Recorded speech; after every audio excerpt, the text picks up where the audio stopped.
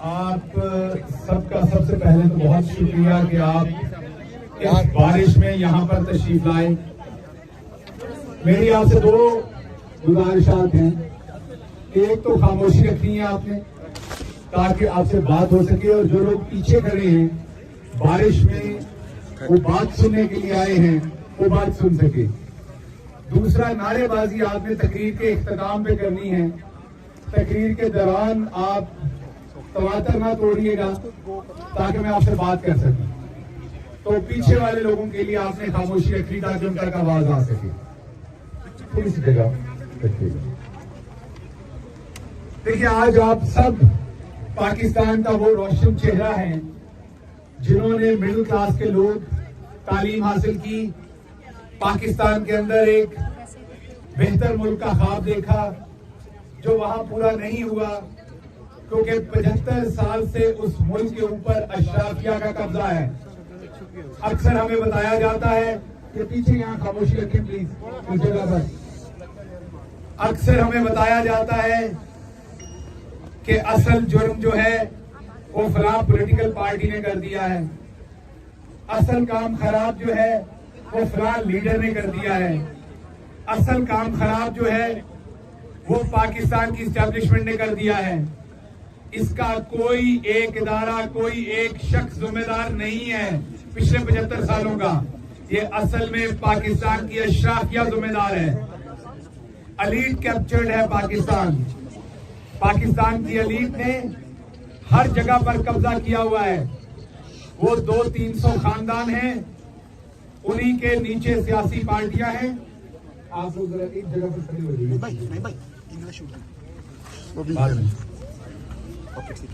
उन 200-300 खानदानों ने पाकिस्तान के ऊपर कब्जा कर रखा है। उन्हीं का कब्जा है पॉलिटिकल पार्टीज के ऊपर। वो अपनी एक बेटी की शादी कर देते हैं ब्यूरोक्रेट से, एक की एक फौजी से कर देते हैं, एक की एक वकील से कर देते हैं जो जज बन जाता है। तो भले वकला हों, भले जजेस हों, आपके तमाम लोगों के ऊपर उस एलीट का कब्जा है। और उस एलीट कैप्चर सोसाइटी ने पाकिस्तान की मिडिल क्लास को कभी उठने नहीं दिया। फिर पाकिस्तान में एक छिड़ जाता है। 75 साल के बाद एक शख्स जिसका नाम इमरान खान है, जो आप जैसा इंसान है क्योंकि उनके वालिद एक सरकारी मुलाजिम थे, एक सरकारी ऑफिसर थे, वो मिडिल क्लास से थे, किसी फ्यूडल पार्टी से नहीं थे, घर से नहीं थे, ना ही उनका कोई इंडस्ट्रियल बैकग्राउंड था। क्रिकेट खेली तो पाकिस्तान का नाम रोशन किया। क्रिकेट के बाद उन्होंने 3 वर्ल्ड क्लास कैंसर हॉस्पिटल बनाए जिसमें गरीबों का फ्री इलाज होता है।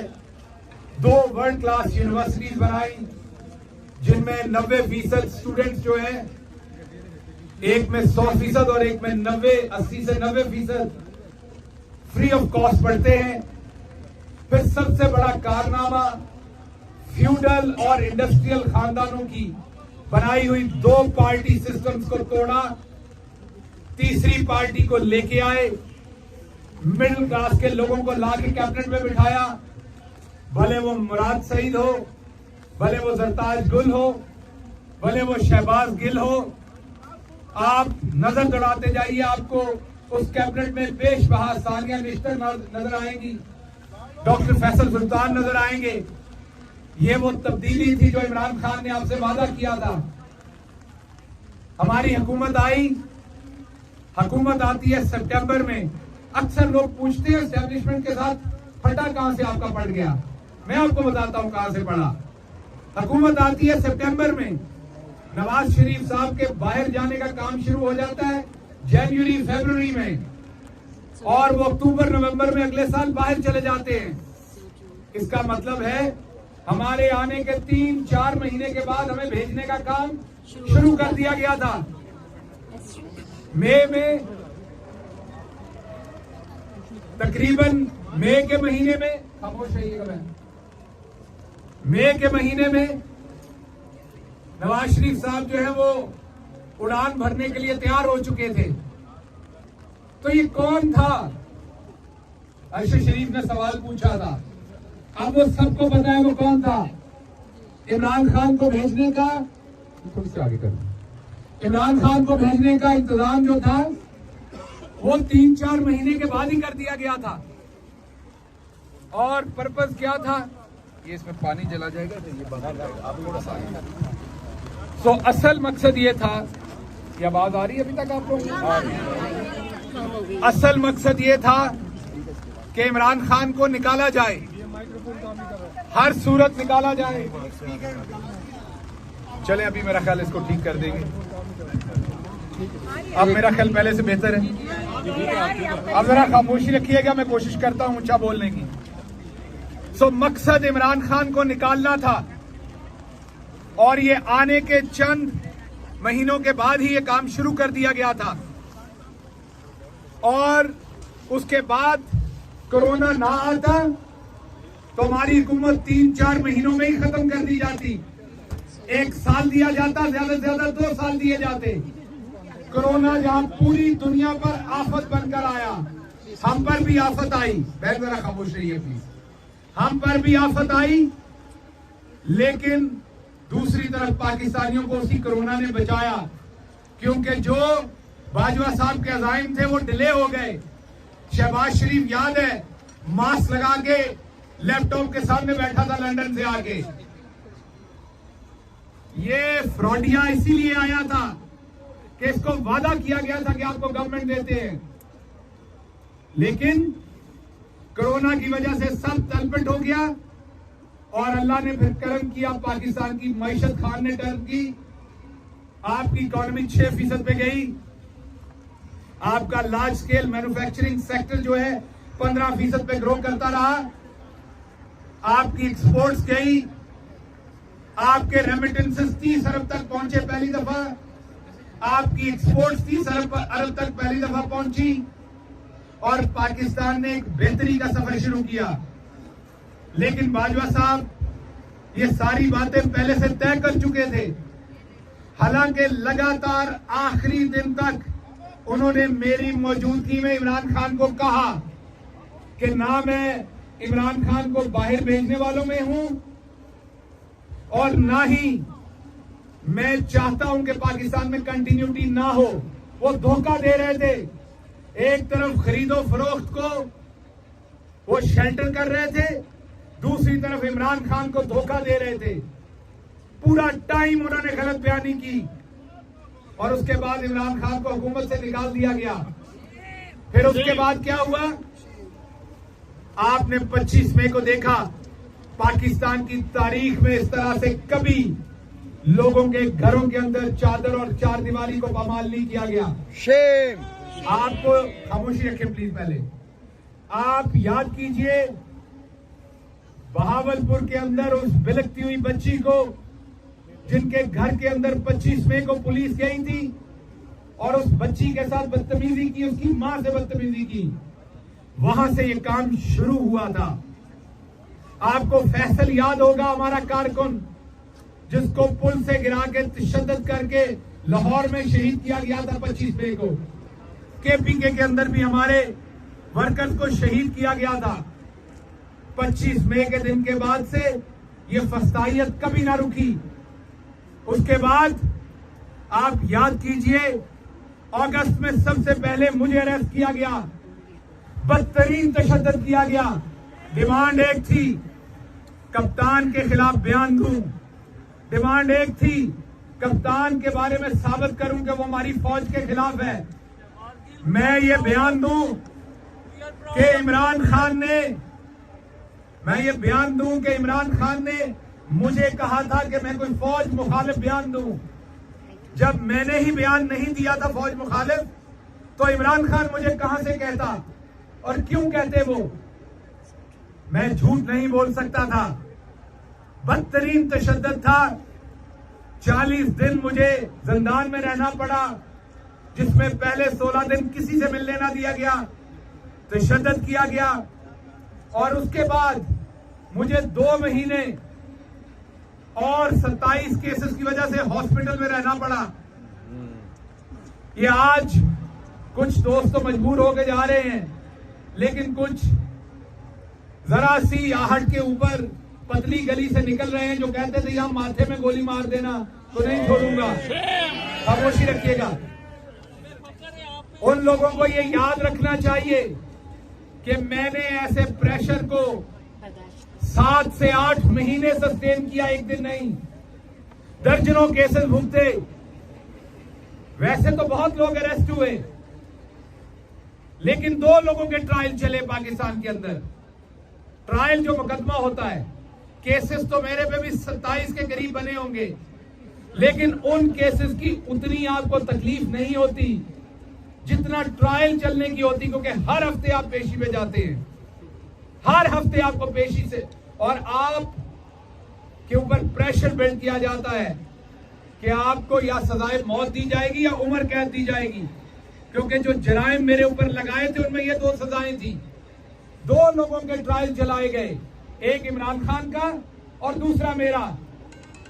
बाकी लोगों के ऊपर बहुत बाद में ये काम शुरू किया गया, अभी शायद महीना पहले, और तवातर से वो ट्रायल नहीं है।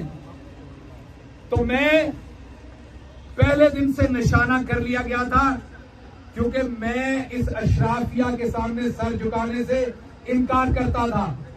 मैं इमरान खान के नजरिए पे खड़ा था, मैं जाती दोस्तियां नहीं बनाता था, मैं शामों को जाके इमरान खान के खिलाफ मीटिंग्स नहीं करता था, तो मुझे सबसे पहले पिक कर लिया गया था। लेकिन बहरहाल मैं आज की बात पे आता हूं। बहुत बहुत शुक्रिया इमरान। इसके बाद खामोशी रखिए प्लीज। इसके बाद आपने देखा कि जब ये तमाम मरहलों में जिमनी इलेक्शन में भी इमरान खान ने हरा दिया इनको। पंजाब का जिमनी इलेक्शन याद कीजिए, इमरान खान की पंजाब से भी हुकूमत छीन ली गई, कोशिश ये थी कि उसको मुकम्मल फारिग कर दिया जाए। लेकिन जिमनी इलेक्शन जो था वो भी इमरान खान ने 20 में से 16-17 सीटें जीती। तो ना तो इमरान खान को अप्रैल 2022 में निकालने से कोई फायदा हुआ, ना सुप्रीम कोर्ट ऑफ पाकिस्तान के रात को 12 बजे अदालतें खोल के फैसला लेने पर कोई फायदा हुआ, ना 25 मई करने पे कोई फायदा हुआ, ना पंजाब की हुकूमत से निकाल के उनको बेदखल करने का कोई फायदा हुआ, ना पंजाब के इलेक्शन में धांधली करने से कोई फायदा हुआ। तो फिर अगला काम शुरू किया गया, पकड़ धकड़, इमरान खान के ऊपर 150 केसेस, उससे भी काम नहीं हुआ। फिर उनको गोलियां मारी गई, उससे भी काम नहीं हुआ। फिर उनके घर को तोड़ा गया, उससे भी काम नहीं हुआ। यार इनको जरा खामोश कीजिएगा इस भाई को। अभी अगर उससे भी काम नहीं हुआ तो फिर उसके बाद आप याद कीजिए कि किस तरीके से खवातीन को पहली दफा अरेस्ट किया गया। 9 मई का वाकया राणा सनावला और उनके हवारियों ने रचाया, ताकि पाकिस्तानी कौम जो अपनी अफवाज से मोहब्बत करती है, अपने शहीदों से मोहब्बत करती है, उनको एक दूसरे के सामने खड़ा किया जाए। उसकी आड़ में इमरान खान और उनकी पार्टी के ऊपर जमीन तंग करने की कोशिश की गई, बगैर किसी तहकीक के, बगैर ये पूछे कि सारी सिक्योरिटी कहां थी, कहां चले गए थे लोग उस दिन, क्यों कोर कमांडर के घर पर कोई सिक्योरिटी मौजूद नहीं थी, बगैर ये पूछे, बगैर कोई काम किए पाकिस्तान तहरीक इंसाफ के वर्कर्स को, औरतों को, बच्चों को, 13-13 साल के बच्चों को उठाना शुरू कर दिया गया, पर्चे देना शुरू कर दिए गए, 10,000 लोगों को जेल के अंदर फेंका गया, लोगों की औरतों को पकड़ा गया, कारोबार को, बच्चों को, उनकी दुकानें बंद कर दी। और एक ख्वाहिश थी प्रेस कॉन्फ्रेंस करें, इमरान खान को छोड़ दें, उसमें भी नाकामी हुई। 15-20 के अलावा सारी पार्टी इमरान खान के साथ डट के खड़ी है। बल्कि जो 9 मई की साजिश थी कि पाकिस्तानी कौम और अफवाज को सामने आमने किया जाएगा, वो भी नाकाम हो गई। तो अब एक नया काम रचाया जा रहा है। इस्तेहकाम पार्टी ले आए, तरीन साहब और अलीम साहब जो कहते थे हमने सियासत छोड़ दी है, हमारे कई अपने जो कहते थे हमने सियासत से ब्रेक ले ली है, ये इन सब भांत भांत के लोगों को मिला के रशियन सैलड बनाया गया है। इनको इकट्ठा करके इस्तेहकाम पार्टी में डाला गया। अब इस्तेहकाम पार्टी जन्म कहां से हुई? नाम चोरी का। वो आज लीगल नोटिस भेज दिया, किसी और बंदे की पार्टी रजिस्टर्ड थी इस्तेहकाम तहरीक, उसने कहा ये नाम चोरी का है। नाम चोरी का सोशल मीडिया का अकाउंट, वो पता नहीं कोई हमारी वहां पर ख्वाजा सरा है, महफिल या महक मलिक, वो शायद महक मलिक का इस्तेमाल हो रहा है। तो सोशल मीडिया अकाउंट चोरी का काम नून लीग वाले कहते थे, मैं नहीं कहता था कि इनका काम चीनी चोरी है, ये नून लीग वाले कहते थे, हमारे तो वो साथ थे। तो काम चोरी का और बंदे भी हमारे चोरी के जिनको शामिल किया गया, वो जो कहते थे यहां गोली मार देना। सो मसला ये है कि जब ये सब कुछ करने की कोशिश की गई तो वोट चोरी नहीं हो सकता। वोट तो ऐसे नहीं मिलता, वोट तो इमरान खान का है। ये बारिश में खड़े सारे लोग तो इमरान खान के हैं। ये लोग जिनका एक एक मिनट कीमती है। आज छुट्टी का दिन नहीं है, आज छुट्टी का दिन नहीं है कनाडा के अंदर। ये सारे काम करने वाले लोग हैं, ये मेहनत करने वाले लोग हैं। ये यहाँ बारिश में खड़े भीगते हुए ये बातें सुन रहे हैं, अपना एहतजाज कर रहे हैं उन इंसानी हकूक के खिलाफ जो ये पीडीएम की रजीम वहां पर कर रही है। तो आपको वोट तो नहीं मिल रहा, तो अब एक नया मतंजन पकाने की कोशिश की जा रही है। जहांगीर तरीन जो नाहल तरीन है, उनको नाहल के पास लंदन लेके जाया गया है। अब इन दोनों पार्टियों को इकट्ठा करने की साजिश है ताकि ये इकट्ठा होकर शायद कुछ करें। इसमें भी नाकामी होगी, मैं आपको बताऊं। पाकिस्तानी कौम, आज इमरान खान ने कहा है आज की तकरीर में, भेड़ बकरियां नहीं है जिनकी कोई सोच नहीं है, जिनका कोई नजरिया नहीं है, जिनकी कोई उम्मीद नहीं है। पाकिस्तानी कौम अपने नजरियात पे खड़ी है, खामोश रखिएगा। पाकिस्तानी कौम अपने नजरियात पे खड़ी है, इमरान खान के पीछे खड़ी है। शीरी मजारी को 5 दफा जमानत मिली, फिर जेल फेंक दिया ताकि पार्टी छोड़े। यास्मीन राशिद एक बहादुर माँ, एक बहादुर बेटी, कैंसर से फाइट करने के बावजूद जेल में कप्तान के साथ डट के खड़ी है। उसके बाद आप देखिए कि किस तरीके से हमारे मियां महमूद और रशीद एक बुजुर्ग हैं, वो जेलों की सोबतें बर्दाश्त कर रहे हैं। हमारे वर्कर, हमारी बेटियां, हमारी औरतें जिनको गिरेबानों से पकड़ा गया, दुपट्टे उतारे गए, कपड़े फाड़े गए, वो तमाम डट के खड़ी हैं कप्तान के साथ। तो वोट का कोई इलाज नहीं हो रहा, इंतजाम नहीं हो रहा। अब नया प्लान ये है कि किसी तरीके से इमरान खान की पार्टी को मजीद तोड़ा जाए। ये जो 7-8 वार किए ये तो कामयाब नहीं हुए, एक बार और किया जाए। इस बार इमरान खान की पार्टी को और नुकसान पहुंचाया जाए। मैं आपको बता दूं, ये भी कामयाब नहीं होना इंशाअल्लाह। इमरान खान अब अवाम की जिद बन गया है, इमरान खान अब पाकिस्तानियों की जिद बन गया है। आपने देखा कि भुट्टो पाकिस्तानियों की जिद बन गया था, हालांकि बेनजीर साहबा का तजर्बा नहीं था, बहुत छोटी थी वो तब जब पहली दफा वजीर आजम बनाया था, लेकिन इस कौम ने उनको फिर भी वजीर आजम बनाया था क्योंकि कौम की जिद भुट्टो बन गया था, जिस तरीके से उसका कत्ल किया गया था। और आज बदकिस्मती से भुट्टो के वारिस जो हैं वो पाकिस्तान की औरतों के ऊपर मजालिम को सपोर्ट कर रहे हैं। दूसरी बात, मैं इंपॉर्टेंट बात आपके साथ करता चलूं। आज ख्वाजा आसिफ ने पार्लियामेंट के फ्लोर के ऊपर एक तकरीर की है, जिस तकरीर में ओवरसीज पाकिस्तानियों को गाली गलौज की गई है।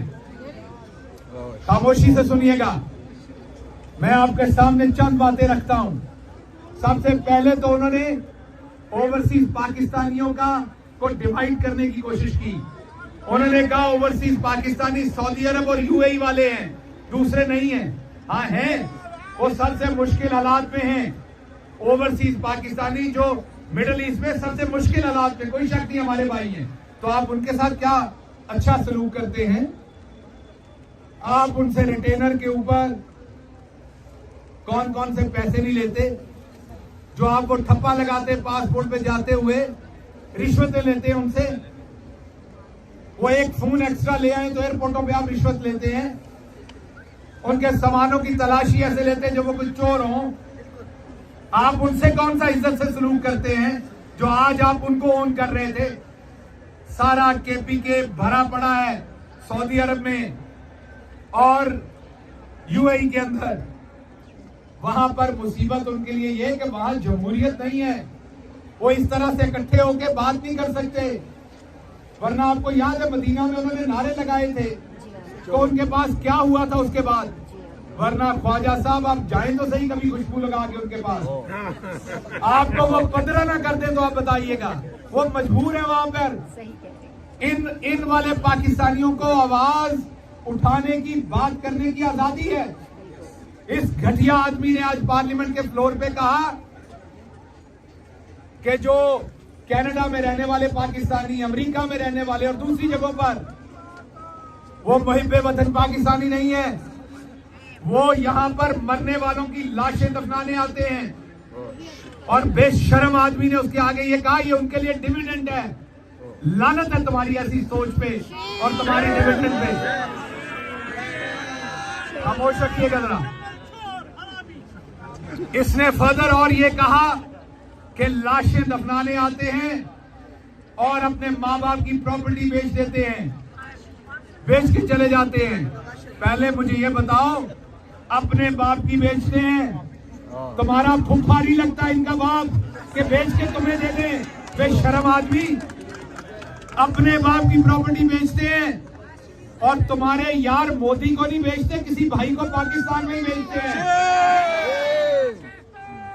इस बेशर्म ने और बात क्या की?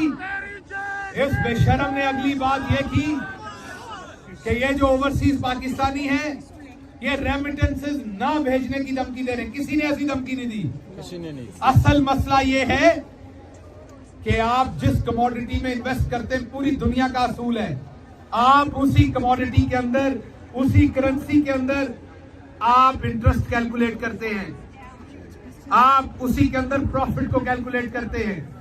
अगर आप किसी के साथ 10 तोले सोना इन्वेस्ट करेंगे तो 10 साल के बाद सोने की कीमत के हिसाब से अपना प्रॉफिट देखेंगे।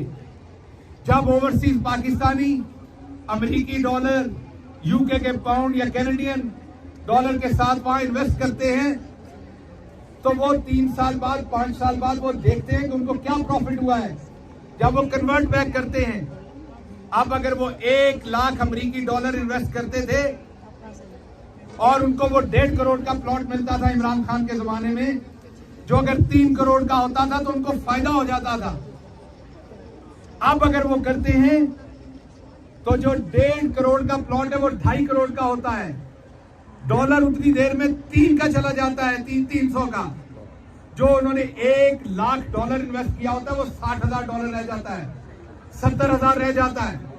इस वजह से वो पैसे नहीं भेज रहे तुम लोग उनको चोरों, बिल्कुल, और कोई वजह नहीं है। और उसके अलावा जो तुमने उनके खानदानों के साथ वहां कर दिया है, औरतों के साथ आपने कर दिया है, और जो आपने शेक कर दिया है लोगों के इंटरेस्ट को, कॉन्फिडेंस को।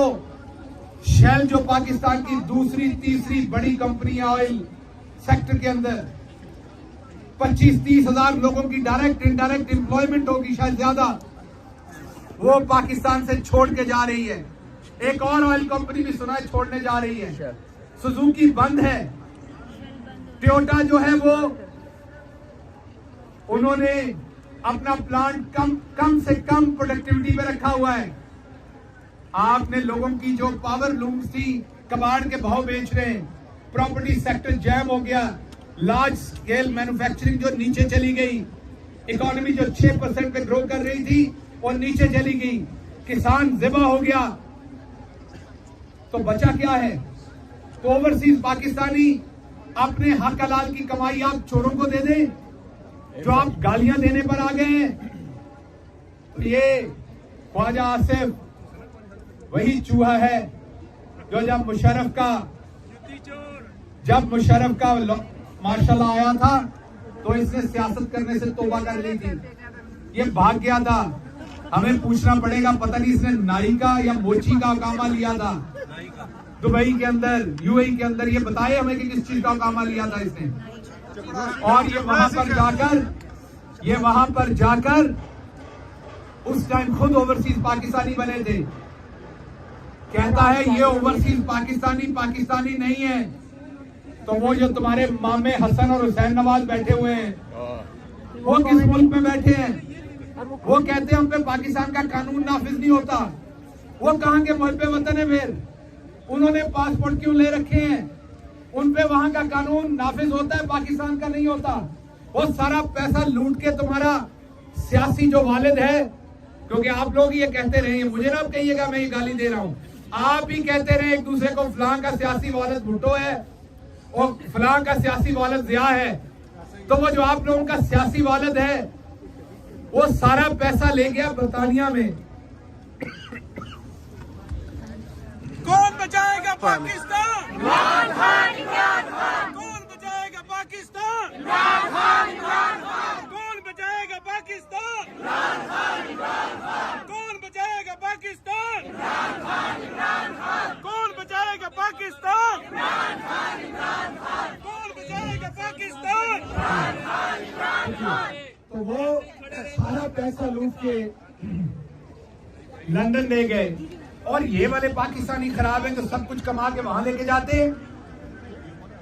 उसके बाद मैं आखिरी बात करके कंक्लूड करूंगा कि जिस तरीके से इस शख्स ने पहले औरतों को गालियां दी, इन्होंने शीरी मजारी को ट्रैक्टर ट्रॉली कहा। किस लिए कहा मुझे नहीं पता, मुझे आज तक नहीं पता, लेकिन बिल्कुल शीरी मजारी साहबा की, क्योंकि शीरी मजारी भी मेरी बहन है और ख्वाजा आसिफ साहब की बेटी शिजा जो है वो भी मेरी बहन है। मेरे लिए दोनों इज्जत की जगह पे हैं, दोनों एक तरह की नजर आती हैं, दोनों की शक्ल सूरत एक ही तरह की है। तो आप अपनी बेटी की तरह की एक बहन को ट्रैक्टर ट्रॉली कहते, क्या घर में भी यही कहते हैं? लानत है आप पे, आपकी सोच पे जो आप औरतों को इस तरीके से बुलाते हैं। उसके बाद अगली बात यह है, ठीक है, उसके बाद अगली बात यह है कि इन्होंने फिर हमारी अब बहादुर अफवाज के शहीदों की तौहीन की। इन्होंने पार्लियामेंट के अंदर कहा हमने 65 की जंग हारी, 71 की जंग हारी। याद है आपको इनकी तकरीर? इन्होंने कहा कौम की हड्डियों के ऊपर से गोदा उतार के खा गई है ये फौज। इस बेशरम आदमी ने हमारे शहीदों की तजलील की, औरतों की तजलील की, आज ओवरसीज पाकिस्तानियों की तजलील कर रहा है। ये किसी को छोड़ ही नहीं रहा। इस बेशरम आदमी से किसी को माफी नहीं है। तो एक तो हम कंडेम करते हैं यहां से ख्वाजा आसिफ की स्टेटमेंट को। ये बहादुर पाकिस्तानी जो यहां खड़े हैं, इनको शऊर है, ये इसलिए बोल रहे हैं। इनको पाकिस्तान के अंदर जो इनके बहन और भाइयों के साथ हो रहा है, इनको नजर आ रहा है, ये इसलिए बोल रहे हैं। इसलिए मैं आपको ये बता दूं बड़ा वाज़ेह कि पाकिस्तान ने आगे बढ़ना है। ये हर कोशिश करेंगे पाकिस्तान में इंतशार फैलाने का। ये पीडीएम का टोला, हमने इनको कामयाब नहीं होने देना।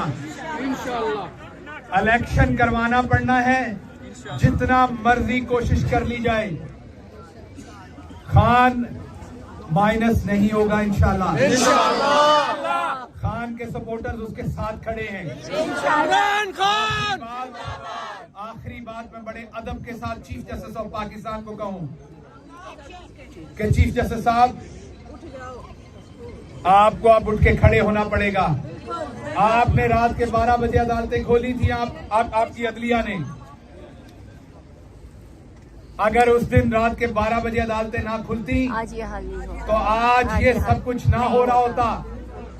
आज औरतें, बच्चे, बुजुर्ग आप पाकिस्तानी अदालतों की दहलीजों पर सर मार रहे हैं और अदालतें नहीं खुल रही। आज एक वकील साहब ने कहा कि मैं अगवा हो गया था। चीफ जस्टिस साहब ने कहा सब्र करें। कितना सब्र करें, खामोश रखिएगा।